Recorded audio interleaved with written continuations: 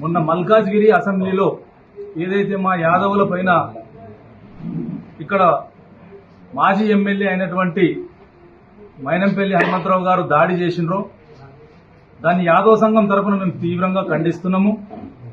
అదేవిధంగా భౌతిక దాడులు ఏవైతే మా యాదవుల పైన చేస్తున్నారో చేయాలని అనుకుంటున్నారో వాళ్ళకందరికీ కూడా తీవ్రమైన హెచ్చరిక చేస్తున్నాము.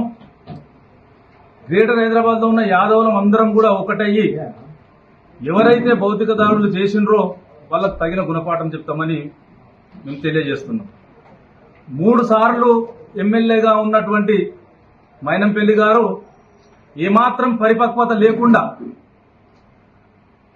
వ్యవహరిస్తున్నాడు. బోనాల విషయంలో, బోనాల పండుగ విషయంలో, చెక్కుల పంపిణీ విషయంలో చెక్కులు ఎప్పుడు ప్రతిసారి ఇచ్చే స్థానాన్ని కూడా మార్చి కావాలని మా యాదవులపై దౌర్జన్యం చేయాలని వేరే స్థానంలో పెట్టి